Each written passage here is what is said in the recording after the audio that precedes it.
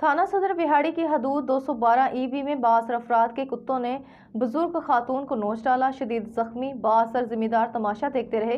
Police ने भी कार्रवाई ना की। पुलिस तर्जमान के मुताबिक बाप और एक बेटे की तरफ से सुलह की गई, जबकि दूसरे बेटे की दरखास्त पर FIR दर्ज करके मुलजिम को गिरफ्तार कर लिया गया।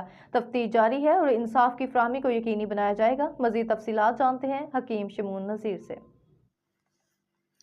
जी बिल्कुल, पुलिस थाना सदर विहाड़ी की हदूद 212 ईबी में बाअसर अफराद के कुत्तों ने बुजुर्ग खातून को नोच डाला। कुत्तों ने शदीद जख्मी कर दिया। 212 ईबी की रहायशी मोहम्मद आसफ ने बताया कि गुज़श्ता रात उसकी वालदा सुरैया बीबी अपने घर जा रही थी कि रास्ते में उसी गांव के बाअसर जिम्मेदार हाजी ज़हूर मार्थ के पाले हुए कुत्तों ने हमला कर दिया। कुत्तों ने मेरी वालदा को शदीद जख्मी कर दिया। जिम्मेदारों को डर से कोई भी मदद के लिए ना आया।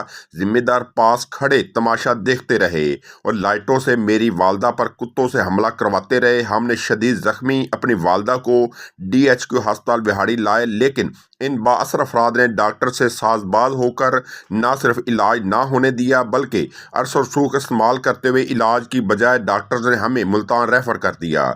मोहम्मद आसफ ने मजीद बताया कि 2 दिन हो गए हैं, लेकिन मेरी वालदा का इलाज ना हो सका। हमने पुलिस थाना सदर विहाड़ी को दरख्वास्त दी, लेकिन पुलिस ने भी हमारी बात ना सुनी, मुकदमा दर्ज ना किया।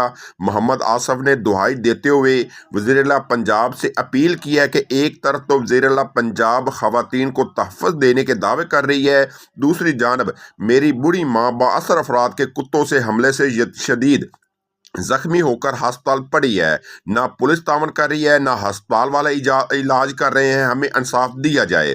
विहाड़ी पुलिस के तर्जमान के मुताबिक विहाड़ी के नवाही इलाके में उम्र रसीदा औरत को कुत्तों के काटने का मामला, विहाड़ी पुलिस ने मुकदमा दर्ज करके मुलजम को गिरफ्तार कर लिया है।